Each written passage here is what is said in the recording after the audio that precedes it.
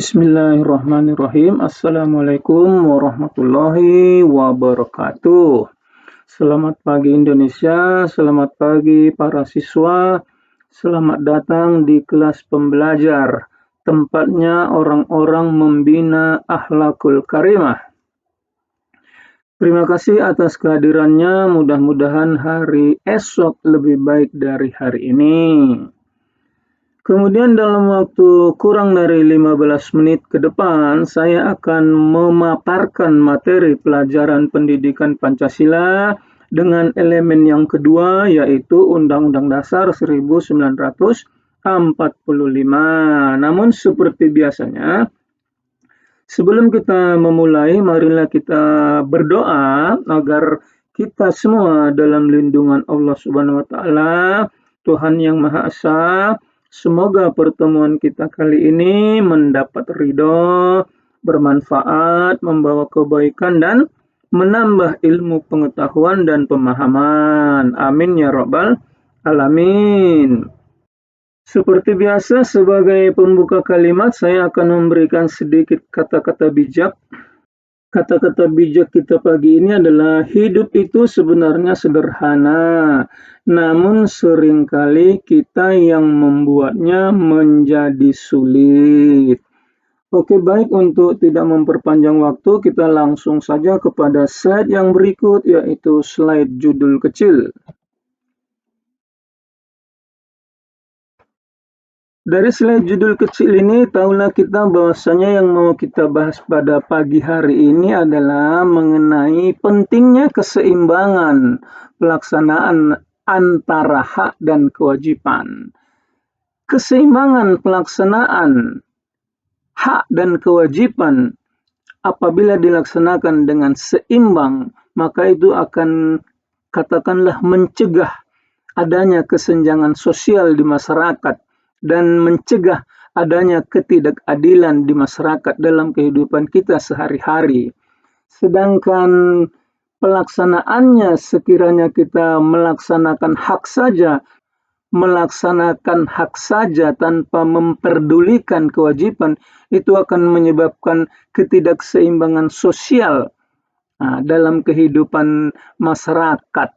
Nah, begitu juga kalau kita melaksanakan kewajiban saja tanpa meminta hak, tanpa meminta imbalan hak umpamanya, itu justru menimbulkan ketidakadilan dalam kehidupan sehari-hari, dalam kehidupan masyarakat bernegara.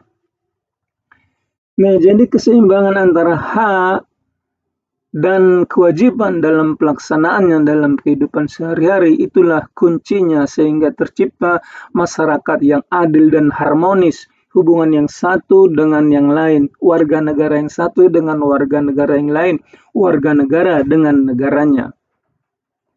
Nah, sekarang kita lihat pada slide yang berikutnya.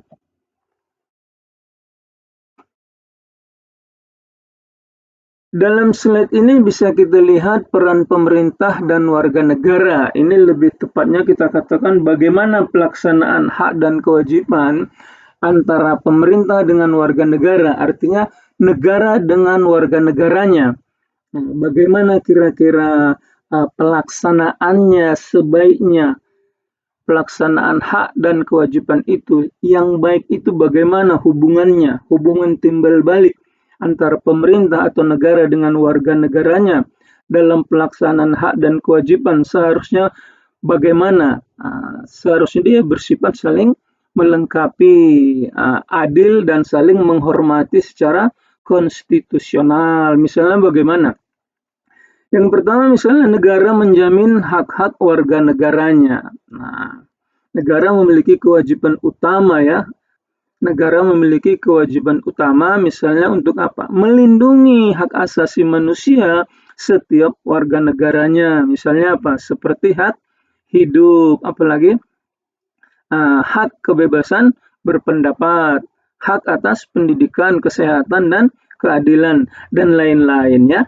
Nah, contohnya itu negara menyediakan apa? Akses pendidikan gratis, umpamanya ya, bagi anak-anak sekolah. Kemudian apa?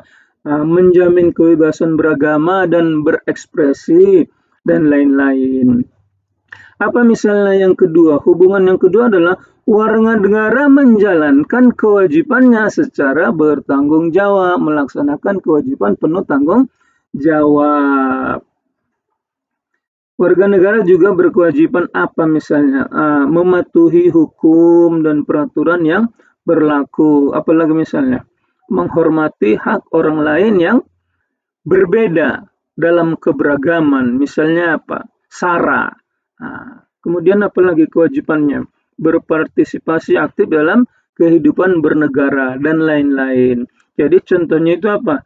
Membayar pajak tepat pada waktunya. Apalagi tidak melakukan tindakan yang melanggar hukum. Itu contohnya ya.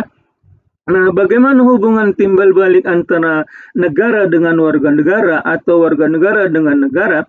Negara tidak boleh semena-mena dalam menjalankan kekuasaannya.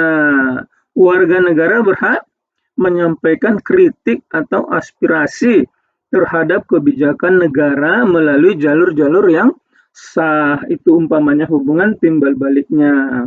Intinya, negara tidak hanya menuntut kewajiban warga negaranya, tetapi juga harus lebih dulu memenuhi dan menghormati hak-hak warga negaranya. Dan sebaiknya warga negara juga seperti itu. Jangan hanya menuntut haknya saja tanpa melakukan kewajibannya kepada negara. Kemudian yang berikut kita lihat yang keempat ya, tadi sudah kita jelaskan 3, sekarang yang keempat, hubungan antara pemerintah atau negara dengan warga negaranya. Kalau secara konstitusi atau secara hukum, Undang-Undang Dasar 45 ini sudah katakanlah mengatur tentang hak dan kewajiban secara umum. Di Indonesia telah diatur dalam Undang-Undang Dasar 1945 tentang hak dan kewajiban warga negara, itu diatur dalam pasal 27 sampai 34. Ini tentang hak dan kewajiban warga negara, dan banyak lagi peraturan-peraturan perundang-undangan yang menjabarkan tentang hal-hal itu. Jadi kesimpulannya, hubungan negara dengan warga negara harus seimbang dan harmonis. Negara menjamin dan melindungi hak-hak warga negaranya. Warga negara juga menjalankan kewajiban secara sadar dan bertanggung jawab. Jadi keduanya terikat oleh hukum dan etika berbangsa dan bernegara. Itulah yang dituangkan dalam pasal-pasal Undang-Undang Dasar 1945. Nah, untuk penjelasan slide ini saya rasa sedemikian saja. Kita langsung pada slide yang berikutnya. Ya, ternyata kita pada slide kesimpulan ya. Jadi bisa kita ambil kesimpulan antara hak dan kewajiban warga negara diatur jelas dalam Undang-Undang Dasar 1945. Walaupun sebenarnya ada juga pasal-pasal yang tersirat, tidak nampak langsung tertulis dalam pasal-pasalnya tentang hak dan kewajiban, namun keduanya harus dijalankan seimbang demi kehidupan berbangsa dan bernegara yang harmonis. Kesadaran bersama adalah kunci terciptanya masyarakat yang adil, makmur, dan berdaulat dalam negara demokrasi. Nah, saya rasa kita lihat slide yang berikutnya.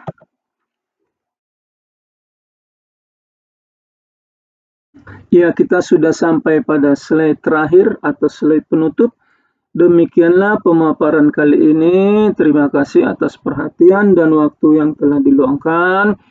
Mohon maaf apabila ada kesalahan di sana-sini, dan semoga materi yang saya sampaikan ini bermanfaat bagi kita semua. Mari kita bersama-sama mewujudkan perubahan positif dari apa yang telah kita bahas pada pagi hari ini. Sampai jumpa di lain kesempatan. Jangan lupa tetap semangat dan tetap jaga kesehatan. Dan akhirul kata bijak, berburu ke padang datar dapat rusa si belang kaki. Berguru ke palang ajar bagai bunga kembang tak jadi. Saya tutup dengan salam. Assalamualaikum warahmatullahi wabarakatuh.